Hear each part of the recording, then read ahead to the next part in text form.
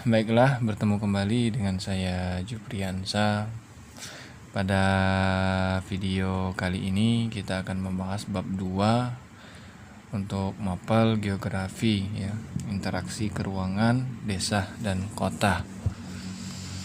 Di sini kita akan mempelajari materi-materi yang berhubungan dengan desa dan kota. Tahu hubungan timbal baliknya juga kita akan pelajari.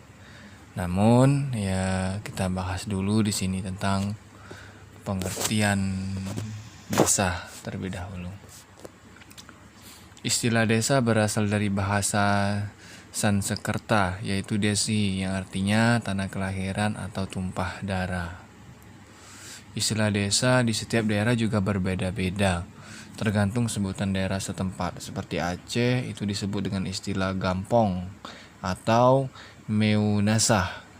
Di Tapanuli disebut dengan istilah huta. Di Minangkabau disebut dengan istilah nagari atau kampuang. Di Lampung disebut dengan istilah dusun atau tiuh. Nah, jadi hampir sama. Kalau di daerah Lahat ini juga disebut dengan istilah dusun kan. Hampir sama di Lampung. Terus di Bali kalau di Bali itu disebut dengan istilah banjar. Sedangkan di Sulawesi Utara disebut dengan istilah wanus. Nah, itu istilah-istilah yang ada, istilah-istilah desa yang ada di Indonesia. Nah, ada bagusnya dan lebih baiknya kita ambil rujukan di Undang-Undang Nomor 6 Tahun 2014. Desa adalah desa dan desa adat yang disebut dengan nama lain. Selanjutnya disebut desa adalah kesatuan masyarakat hukum yang memiliki batas wilayah yang berwenang untuk mengatur dan mengurus urusan pemerintahan, kepentingan masyarakat setempat berdasarkan prakarsa masyarakat, hal asal-usul dan atau hak tradisional yang diakui dan dihormati dalam sistem pemerintahan Negara Kesatuan Republik Indonesia. Jadi pengertian desa itu ya adalah kesatuan masyarakat hukum yang memiliki batas wilayah yang berwenang untuk mengatur dan mengurus urusan pemerintahannya sendiri. Di sini sedangkan menurut S. Demir Misra, desa merupakan kumpulan tempat tinggal dan kumpulan daerah pertanian dengan batas-batas tertentu yang luasnya antara 50 sampai 1000 di sini 1000 hektar area ya.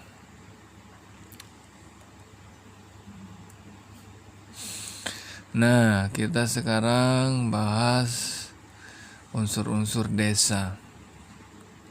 Unsur-unsur desa itu yang pertama penduduk, kedua perilaku, dan ketiga itu wilayah.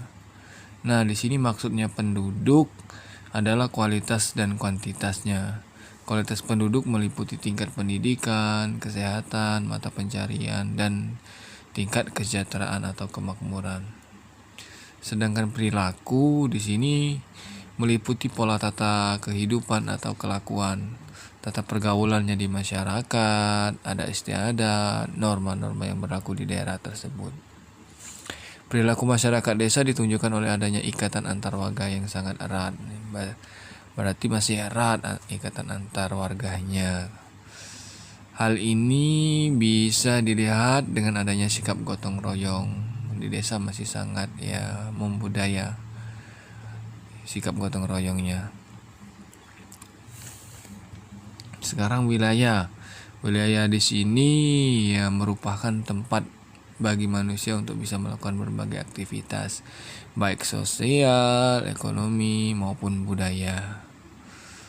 Adapun perbedaan kondisi fisik antar wilayah menyebabkan terjadinya perbedaan perkembangan wilayah. Misalnya ya, daerah yang relatif datar dan terletak di dekat perkotaan akan berkembang lebih cepat daripada daerah pegunungan. Nah, kita bahas sekarang ciri-ciri desa. Di sini menurut Suharjono Sukanto. Pertama, proses sosialnya berjalan lambat. Sifat gotong royongnya masih kuat, tingkat pendidikannya relatif rendah. Golongan orang-orang tua kampung umumnya memegang peranan penting. Masyarakatnya masih memegang norma-norma agama secara kuat. Warga masyarakatnya memiliki hubungan kekerabatan erat karena berasal dari satu keturunan. Corak kehidupannya bersifat paguyuban. Struktur ekonominya agraris. Cara bertaninya sebagian besar masih tradisional. Nah, inilah ciri-ciri desa menurut Suarjono Sukanto. Nah, sedangkan permasalahan masyarakat yang di desa biasanya di sini yang pertama, lapangan pekerjaan di luar pertanian non agraris hampir tidak ada non agrarisnya.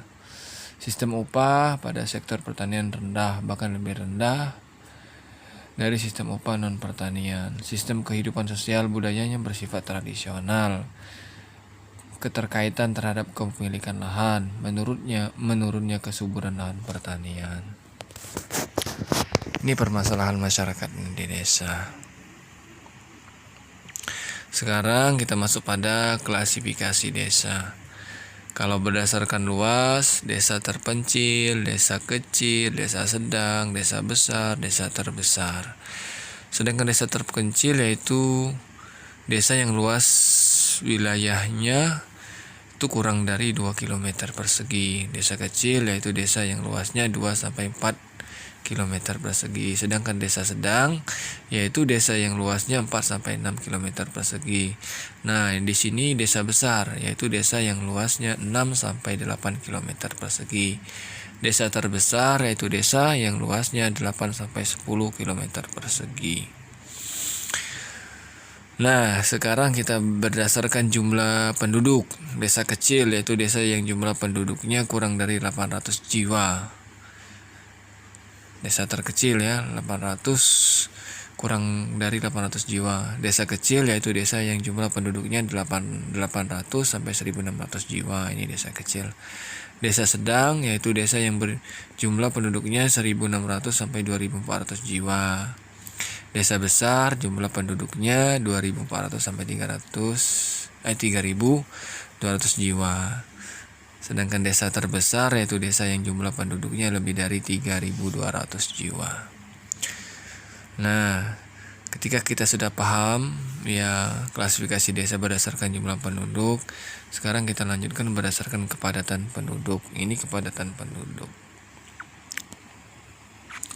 Kepadatan penduduk yaitu desa terkecil, desa kecil, desa sedang, desa besar, desa terbesar masih hampir sama. Namun di sini dibahas masalah kepadatan penduduknya. Desa terkecil yaitu desa yang kepadatan penduduknya kurang dari 100 jiwa per kilometer persegi. Desa kecil ini 100 sampai 500 jiwa per kilometer persegi. Desa sedang 500 sampai 1500. Desa besar 1500 sampai 3000. Desa terbesar yaitu desa kepadatan penduduknya 3000 sampai 4500 jiwa per kilometer persegi. Sekarang berdasarkan perkembangan masyarakatnya. Desa swadaya. Apa sih desa swadaya? Desa swadaya itu ciri-ciri utamanya tergantung pada adat istiadat dan budaya setempat. Ekonomi masyarakatnya ditunjukkan untuk memenuhi kebutuhan sehari-hari. Sebagian besar mata pencariannya itu sebagai petani. Produktivitasnya rendah. Itu desa swadaya, ciri-ciri utamanya. Sedangkan desa swakarya ciri-cirinya pertama, administrasi pemerintahan desa terlaksana dengan baik. Terus mulai mendapat pengaruh dari luar. Tingkat pendidikan dan kesehatannya cukup tinggi. Itu desa swakarya. Sedangkan desa swasembada itu yang pertama masyarakatnya mulai maju, teknologi mulai digunakan. Terus lagi masyarakatnya mulai lepas dari adat istiadat dan tradisi. Itu desa swasembada. Berdasarkan mata pencarian, Berdasarkan mata pencarian, desa nelayan, desa industri, desa pertanian. Nah, untuk desa nelayan yaitu desa yang sebagian besar masyarakat yang bermata pencarian sebagai nelayan. Sama untuk selanjutnya desa industri. Berarti ya sebagian besar masyarakat bermata pencarian sebagai di bidang industri. Nah, desa pertanian juga seperti itu. Tata ruang dan sistem perhubungan desa.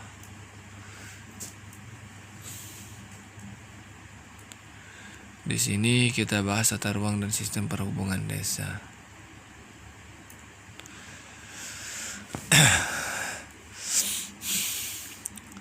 Tata ruang dan sistem perhubungan di desa. Tata ruang dan sistem perhubungan, jarak antara satu rumah dengan rumah lainnya berjauhan, tidak berjengkal seperti di kota. Kalau di kota itu bahkan ya dibatasi dengan dinding saja kayak itu. Salah satu contoh bentuk tata ruang desa adalah seperti yang digambarkan oleh Suetarjo Kartohadikusumo. Di sini ia menggambarkan bahwa tata ruang desa di Jawa secara fisik desa-desa Jawa tepinya dipagari dengan tanaman, misalnya bambu. Di luar pagar desa itu terhampar persawahan dan atau perladangan. Di bagian dalamnya adalah rumah-rumah penduduk yang berjejer di kiri kanan jalan desa. Berdasarkan pasal 215 Undang-Undang Nomor 32 Tahun 2004, pembangunan kawasan pedesaan dilakukan oleh kabupaten atau kota dan atau pihak ketiga mengikuti sertakan pemerintah desa dan badan permusyawaratan desa. Sekarang kita masuk pada tentang struktur keuangan kota ya. Kita bahas tentang kota, masuk pada kota. Kita bahas dulu tentang pengertian kota. Kota didefinisikan sebagai suatu sistem jaringan kehidupan manusia yang memiliki ciri sosial seperti jumlah penduduk, strata sosial ekonomi yang heterogen dengan corak yang materialistis. Nah, garis bawahi materialistis. Berbeda dengan desa, kota memiliki kondisi fisik relatif modern, seperti kondisi sarana dan prasarana jaringan transportasi yang kompleks, sektor pelayanan dan industri yang lebih dominan. Menurut Erwin Tarto, kota adalah suatu bentang budaya yang ditimbulkan oleh unsur-unsur alami dan non-alami dengan gejala pemusatan penduduk yang cukup besar, corak kehidupan yang lebih heterogen dan materialistik dibandingkan dengan daerah sekitarnya. Ini kota menurut Erwin Tarto. Ciri-ciri kota. Yang pertama, ciri-ciri sosial. 1. Masyarakatnya heterogen, bersifat individualistis dan materialistis. Mata pencarian non-agraris, corak kehidupannya bersifat Gesellschaft, hubungan kekerabatannya mulai pudar. Terjadinya kesenjangan sosial. Norma-norma agama tidak begitu ketat, pandangan hidup lebih rasional. Menerapkan strategi keuangan yaitu pemisahan kompleks atau kelompok sosial masyarakat secara tegas. Ciri-ciri fisiknya, sarana perekonomian seperti pasar atau supermarket. Ini ada tempat parkir yang memadai, tempat rekreasi yang memadai, alun-alun. Seterus itu gedung-gedung pemerintahan. Itu ciri-ciri kota yang berdasarkan ciri fisik.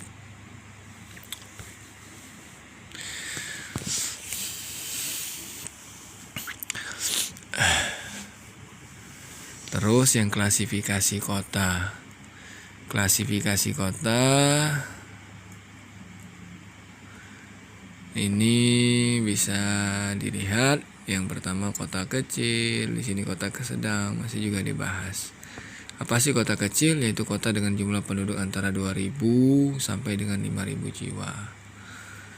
Bahkan bisa dibaca selanjutnya sampai dengan pada kota megapolitan. Sedangkan megapolitan ini yaitu dengan jumlah penduduknya dengan jumlahnya lebih dari 5 juta jiwa. 5 juta jiwa ya.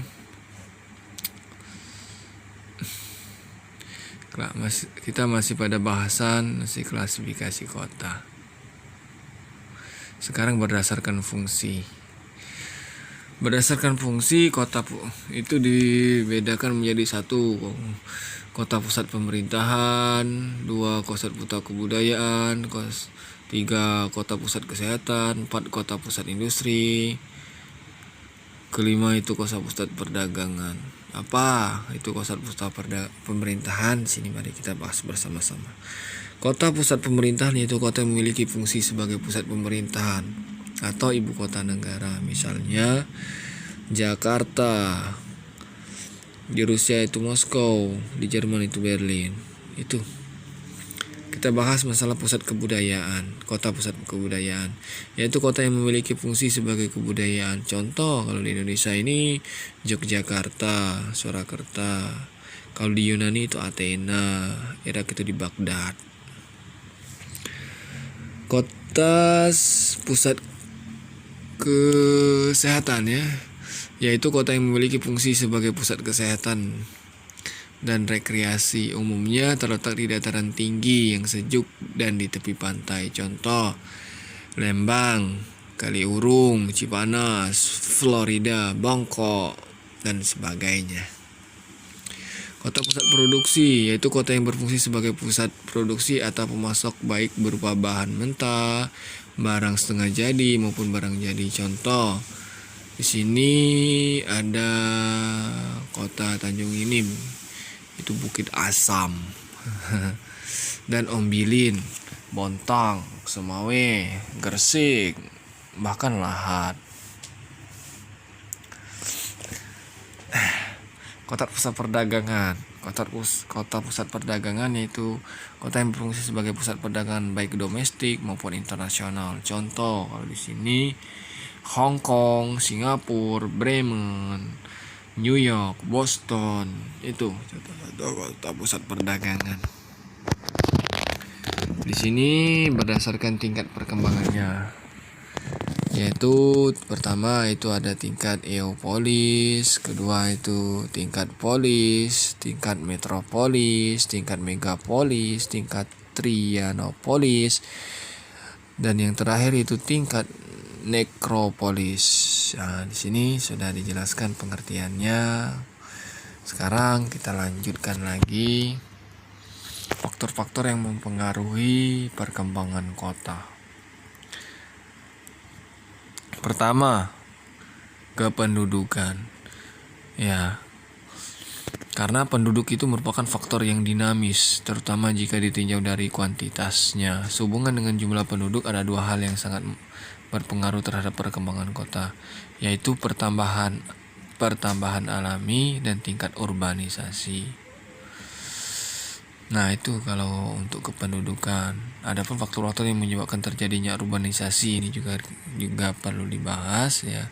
Yang pertama, faktor-faktor utamanya itu adanya berbagai fasilitas yang lebih lengkap daripada di desa. Makin sempitnya kepemilikan lahan di desa, kemajuan transportasi memacu perpindahan penduduk dari desa ke kota. Terus lagi tingkat upah di kota itu lebih tinggi. Nah, di sini ya kalau kita bahas masalah kependudukan nih. Sedangkan budaya, ya faktor budaya yang pengaruh perkembangan kota yaitu di sini berperan dalam perkembangan kota karena tingkat kepandaian manusia dalam mengelola lingkungan kehidupannya. Faktor budaya yang menjadi tolak ukur perkembangan kota adalah tingkat penguasaan teknologi.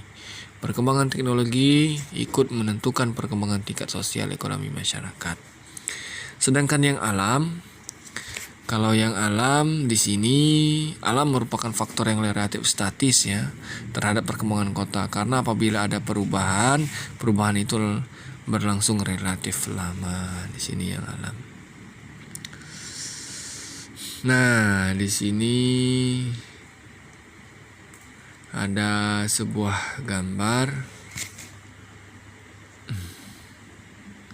Di sini tentang tata ruang kota gambar ini. Ya. Tata ruang kota. Ya, tata ruang kota atau pola keruangan kota. Juga bisa diartikan sebagai pemanfaatan kota secara umum kayak itu. Yang pertama itu ada gambar city yang titik tengah ya, titik tengah. Adalah suatu daerah yang memiliki sarana kehidupan dan penghidupan modern. Nah, Yang kedua itu ada suburban atau forok, adalah suatu area yang lokasinya dekat pusat kota atau inti kota dengan luas mencakup daerah pengelaju atau komuter di sini. Sedangkan yang ketiga itu suburban fringe adalah suatu daerah peralihan antara kota dengan desa mengelilingi suburban. Nah, di sini ada urban fringe, adalah daerah batas luar kota yang mempunyai sifat mirip dengan kota. Rural urban fringe adalah daerah yang terletak antara kota dengan desa yang ditandai dengan pegunungan tanah atau tanah campuran. Di sini rural yang terakhir. Rural ini desa ya, adalah daerah yang memiliki suasana kehidupan desa dan kehidupan yang agraris. Jadi di sini penjelasan pembagian wilayah perkotaannya. Sekarang kita masuk pada teori pola keruangan kota. Di sini tentang teori sektor. Teori sektor oleh Homer Hodge menyatakan bahwa struktur kota bukan merupakan lingkaran-lingkaran konsentris, melainkan berupa sektor-sektor terpisah dari dalam keluar. Hodge bertitik tolak dari anggapan bahwa industri mengambil peran yang lebih penting dan cenderung meluas di sepanjang jalan keluar dari pusat. Nah, menurut Edward Ullman, ada 3 faktor yang menyebabkan interaksi antar wilayah sebagai berikut. Ya, ada 3 faktor yang menyebabkan interaksi antara wilayah kota dan desa itu. Yang pertama, kesempatan untuk berinteraksi. Nah, di sini artinya adanya kesempatan untuk timbulnya interaksi antar desa dan kota dapat memenuhi kebutuhan sumber daya wilayah tersebut. Jadi semakin besar intervening opportunity, maka semakin kecil arus komoditas. Setelah itu yang kedua, faktor yang kedua itu kemudahan pemindahan dalam ruang. Nah, jadi kemudahan pemindahan dalam ruang baik berupa barang dan jasa, manusia maupun informasi. Adapun proses pemindahan dari kota ke desa atau sebaliknya dipengaruhi sebagai berikut. Ini kita bahas. Yang pertama itu kelancaran transportasi antar wilayah. Terus lagi jarak mutlak maupun jarak relatif antar wilayah. Terus lagi biaya transportasi yang murah, yaitu yang memudahkan perpindahan dari kota ke desa atau desa ke kota. Nah, itu yang ketiga, faktor yang ketiga, wilayah yang saling melengkapi ya. Wilayah yang saling melengkapi. Jadi wilayah yang memiliki potensi sumber daya yang berbeda-beda baik secara kualitas maupun kuantitas, perbedaan sumber daya kota dan desa menyebabkan timbulnya interaksi. Adanya kebutuhan saling melengkapi atau komplementaritas. Hal ini didorong oleh permintaan dan penawaran. Nah, jadi ini ada 3 faktor yang menyebabkan interaksi antar wilayah, desa dan kota atau sebaliknya, kota ke desa. Pertama, kesempatan untuk berinteraksi, kedua, kemudahan pemindahan dalam ruang, dan ketiga, wilayah yang saling melengkapi. Nah, ini juga dibahas di sini.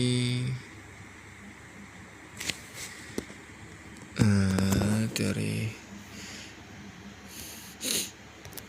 Kita masih bahas tentang di sini. Kita lanjutkan teori inti ganda ya, teori inti ganda. Di sini bisa dipahami ya dari tokoh Harris dan Ullman menilai bahwa kota tidak teratur penggambaran Burgess karena antar kawasan kota seolah berdiri sendiri. Struktur ruang kota tidaklah sederhana dalam teori-teori konsentris. Hal ini disebabkan oleh tidak adanya urutan-urutan yang teratur yang dapat terjadi. Kita lanjut saja. Teori memusat atau konsentris di sini ya dijelaskan. Ya, Burgess berpendapat bahwa pola penggunaan lahan di perkotaan memperkirakan zona-zona konsentris atau melingkar. Tadi sudah ada salah satu contoh penggambarannya.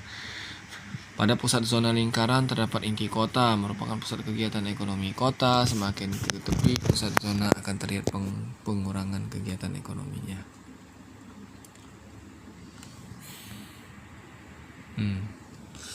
Tadi sudah tersinggung masalah faktor interaksi desa kota. Yang pertama tadi kan sudah kesempatan untuk berinteraksi, kemudian pemindahan dalam ruang, wilayah yang saling melengkapi. Sekarang aspek interaksi kota. Pertama aspek sosial, yaitu meningkatnya fasilitas pendidikan, kesehatan, hiburan. Setelah itu meningkatnya sarana transportasi dan komunikasi, terjadinya perubahan sosial, berkembangnya organisasi sosial, jumlah penduduk, pertambahan penduduk, penyebaran penduduk serta kepadatannya. Ini aspek sosial ya. Aspek budaya. Aspek budaya ini perkembangan peralatan dan perlengkapan hidup, komunikasi semakin terbuka. Yang ketiga, ini aspek ekonomi, meningkatnya lapangan pekerjaan, meningkatnya perdagangan, transportasi dan komunikasi, berkembangnya produksi, konsumsi serta distribusi barang dan jasa, pemanfaatan sumber daya alam dan energi. Di sini aspek interaksi kotanya. Pertama tadi aspek sosial, budaya dan aspek ekonomi. Timbal balik interaksi kota dan desa. Di sini ya, kota selalu mempunyai hubungan erat dengan sekitarnya. Penduduk kota yang terdiri atas pedagang, pegawai pemerintah dan swasta, tukang-tukang, seniman, guru dan sebagainya. Hidup dari hasil pertanian yang dihasilkan oleh para petani di pedesaan. Penduduk kota sangat tergantung ya secara ekonomis terhadap penduduk pedesaan. Demikian pula sebaliknya. Penduduk desa mempunyai ketergantungan terhadap perkotaan, terutama menyangkut sandang pangan dan barang jadi. Nah, timbulnya pasar bisa menjadi ajang pertukaran kebutuhan antara penduduk desa dan kota. Ya, di pasar ternyata ini ada interaksi langsung timbal balik ya antar kota dan desa. Menurut Paul Horizon menyatakan ya di sini ada hubungan antar kota dan desa di dunia ketiga mirip sekali dengan hubungan antara yang kaya dan yang miskin. Pedesaan tidak memiliki sistem organisasi dan koordinasi yang mampu memaksa pihak kota untuk membayar hasil dengan harga yang lebih tinggi. Selanjutnya, kota merupakan perpaduan antara pihak penguasa dan para pegawainya untuk memajukan kota. Selanjutnya, dampak interaksi desa dengan kota. Di sini kita bahas masalah dampak interaksi desa dengan kota. Ditinjau dari aspek sosial, terjadinya mobilitas antara keduanya, terjadinya saling ketergantungan antara desa dan kota, khususnya dalam bidang pasokan bahan mentah. Kedua, ditinjau dari aspek budaya, meningkatnya tingkat pendidikan masyarakat desa, terjadinya tingkah laku khususnya masyarakat pedesaan, meningkatnya sumber daya budaya yang dapat menarik wisatawan. Sedangkan yang ketiga ditinjau dari aspek ekonomi, memperlancar hubungan desa dan kota, meningkatkan volume perdagangan antara desa dan kota, menimbulkan perubahan orientasi ekonomi penduduk desa, menimbulkan kawasan perdagangan sebagai tempat untuk melakukan kegiatan jual beli, meningkatkan pendapatan desa dan kota.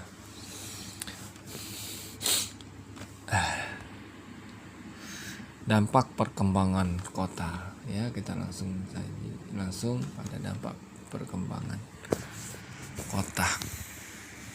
Dampak negatif urbanisasi bagi desa.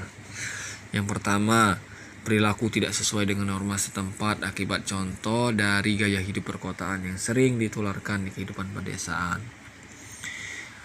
Desa banyak kehilangan penduduk yang memiliki potensi dan berkualitas. Desa kekurangan tenaga kerja untuk mengelola pertanian karena sebagian besar penduduknya pindah ke kota. Ini dampak negatif urbanisasi bagi desa. Dampak positifnya urbanisasi bagi desa. Yang pertama, mendorong pembangunan desa karena penduduk telah mengetahui kemajuan di kota. Mengurangi jumlah pengangguran di pedesaan.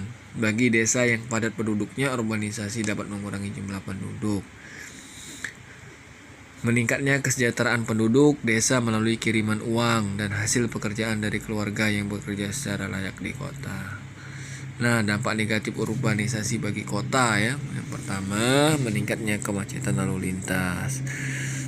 Kedua, meningkatnya kejahatan kejahatan, pelacuran, perjudian, dan bentuk masalah sosial lainnya. Ketiga, meningkatnya pengangguran di perkotaan. Dan keempat, munculnya tunawisma, tuna sosial, dan gubuk-gubuk liar di kota. Ini dampak negatif urbanisasi di kota. Sedangkan dampak positif urbanisasi bagi kota, yang pertama, kota dapat memenuhi kebutuhan jumlah tenaga kerja. Yang kedua, semakin banyaknya sumber daya manusia yang berpotensi dan berkualitas. Nah, ya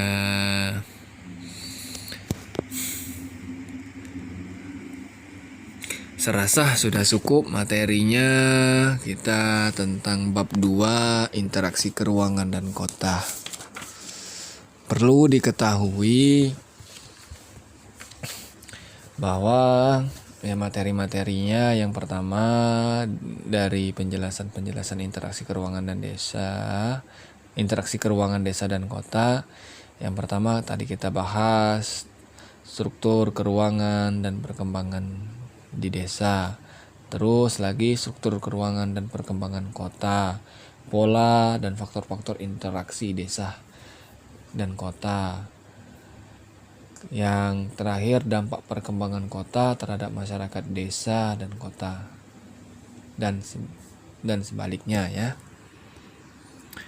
Itulah materinya, semoga bermanfaat. Dan untuk bagi tugas yang selanjutnya, bagi kelas daring ini ya seperti biasa, saya perintahkan ya bagi yang menonton dan ya menyimak harus sampai habis, dari awal sampai habis, dan buktikan di kolom komentar. Setelah itu dirangkumkan di buku catatan.